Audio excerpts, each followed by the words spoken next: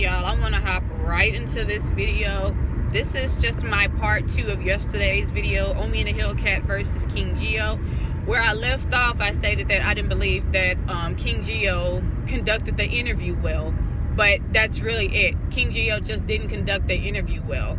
I don't believe that's grounds at all to bash him.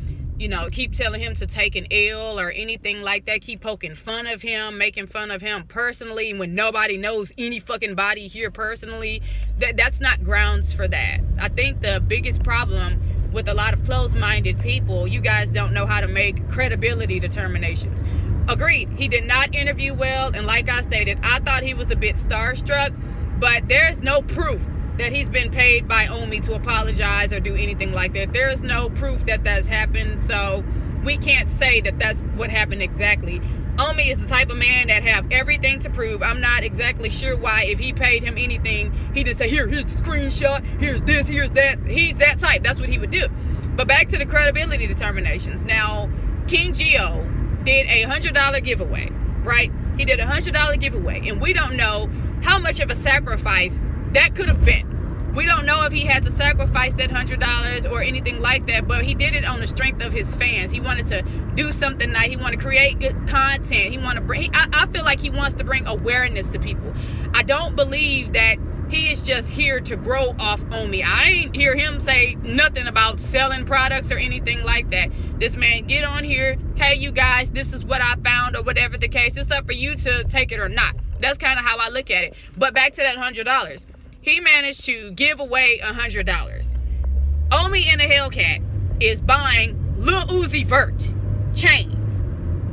He is buying Lil Uzi Vert chains. Now again, I'm continuing to hear about this $50K giveaway. He was supposed to have given you guys $50,000. But he gets to go and vlog with Lil Uzi Vert, buy him a chain, like I said, pulling money out his purse. He gets on live, yeah, I spend $1 million a week, blah, blah, blah. Nobody bats an eye. But King Geo do a bad interview. It is what it is with respect to Geo. He conduct a bad interview. Everybody stones him. I don't agree with that. This is why I don't agree with that. King Geo have hundreds of videos, okay, or 100 and something videos of probably Omi. I didn't watch all of them, but probably Omi. And if this man had been talking about this man, which he's free to do, Omi put this shit out in the public. He the one that broadcasted this. Hey, I got raided. News station do my interview. This other news station do my interview. And he came to Geo and said, hey, I want to clear my name. If Geo had been talking about this man, asking for proof, because he have, asking for proof, I'm sorry, y'all. Why is it that he can't afford Omi the opportunity to come to his platform to speak his piece? That was his opportunity to just ask the questions that he wanted to ask. That doesn't make him a sellout. Now, just because he stumbled, like I said, and what I've learned in my experience, when we stumble on certain questions, that's because we don't understand them ourselves. So when I ask questions, I have to ask questions in a way I can understand them, so I can, you know, understand the response, if that makes sense. I don't know him. But anyway, I'm not sure Geo understood a lot of the questions that we asked, which is probably why he stumbled on a bunch of them. And that's okay. But like I said, that's not grounds to stone this man just because he gave a bad interview. Again, that goes back to credibility determinations. He give $100. I don't believe he have the means like Omi do, or how it's perceived that Omi do. Omi buys Lil Uzi Vert a chain. What the fuck have Omi done for any of y'all? Like, what have he done for any of y'all? I'm saying for y'all to just hop on everybody's page and talk about our mothers and children and all of this stuff. Like, cause y'all the ones that's coming on here. Y'all are broke. Y'all are bitches. Y'all are hoes. Like, y'all, I've been a couple of broke bitches and hoes since I started making videos about this dude.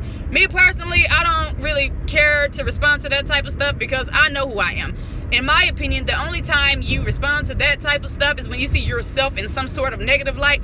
I don't know who the fuck these people are. I don't know who they are. They don't know who I am. So if you say I'm a broke bitch, that's what I am. But for y'all to go at him, like I said, just because he opposed Omi few, that's childish. That's childish. Now, I'm gonna, you know, continue to watch his videos because I think he's a genuine person. I really do. I watched that Weldrat apology or whatever. I don't like watching his interviews or his videos or whatever because I don't understand them. I don't really care for the way he speaks. I don't feel like he can articulate his feelings and thoughts well, so I get lost. But I did watch that apology video, and you know, I agree, there was a lot of negativity on King Geo's page. That negativity came from Omi's fans. If you go on my channel, Mansa Musa Jr.'s channel, Adam No's channel, King Geo's channel, you don't see none of us in there. Yeah, these some dumbass bitches, they stupid for believing this fat dude, and all. You don't see us doing none of that.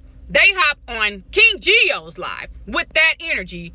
Y'all some dumbass hoes, you fat, you live in a trailer park, you work in a welfare office, you ain't got no job, you fake, you this and that. That's what Omi fans do. So, you know, I understand where the negativity come from. It comes from Omi fans. But then he said, you know, I'm going to support him. He's inspirational and all of that stuff. Giving your opinion, okay? Giving your opinion and shedding light on things that don't make sense doesn't mean that you're being the negative person. It ain't got shit to do with you, okay? It has shit to do with the facts that were presented. If Omi didn't want us to talk about this shit, he shouldn't have said anything, okay? When you go to the public with your business, because again, we wouldn't have known who, I didn't even know who the fuck he was until he made that video. But if you don't go to the public with your business, nobody would know anything. But the moment you do that, the moment you go to the goddamn news, you are open to criticism. You are open to criticism, opinions, critiques, all of that. And you have to accept that that's what comes with going to the news or going anywhere publicly. There's nothing wrong with that. But back to the Weldrat thing. Now, I'm going to say why I think the dude is just fraud. He may be starstruck and all of that stuff. So I watched the video as best as I could anyway. And, you know, I'm a good person. I'm a positive person and blah, blah, blah. The comment section is open. Disable the comment section if you don't want anybody to say anything. But anyway, if you leave the comment section open, it becomes an open forum. You're allowing people to come in and voice their opinion or whatever the case. A dude commented and said, bro, you're bipolar. He comment, again, in this video, I'm a good person. This is not who I am. I like positivity. And you're a bitch. That's what he told the dude. And you're a bitch. And this is what I've learned about Omi and Omi fans. They are all low vibrational, like I've stated before, and mad disrespectful. Like, these people are just disrespectful, right? And he say, well, this is the team that I'm on now. Whatever the case, I'm gonna lose a lot of subscribers or whatever. All that's bullshit. I don't know what the fuck happened, but I just say that to say, don't trust everybody's intentions. Don't trust everybody's intentions, because the few videos I've watched, I didn't see him, I didn't get the vibe that he was just doing that for a come up. And then he put out this video, oh, you know, I was doing this for the wrong reason and blah, blah, blah. Now you got Omi on there, I love you, bro, and all of that stuff. It's so silly. Like, it's the silliest thing I've ever said. Don't trust people like that. You also don't trust anybody that have so much to prove. Like, if they have so much to prove, that's not what you need to deal with. You don't need to deal with anybody that have a lot to prove. Like, a lot of people are telling, you know, King Geo to prove his financial status and prove his level of education. Why the fuck does he have, like, why does he have to do that? Like, why does he have to do that? He didn't go public and say, hey, you guys, help me with my tuition. I'm in law school or whatever the case. It would make sense for y'all to say, well, can we see some documentation? That's just for the argument of, well, y'all are asking Omi for proof. Well, hell, he the one that said he got a federal case. Support his merch, support his channel. He doing bad right now. But again, he pulling money out his purse and buying Lil Uzi Vert chains and stuff. And y'all are not saying anything. It's so childish to me.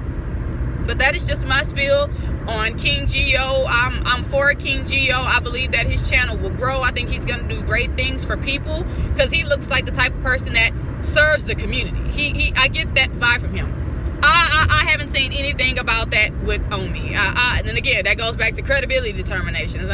People are obviously open to make whatever choice they want to make. But again, I don't agree that anyone should bash him just because he gave a bad interview. But that's just my opinion on that. That's all for now.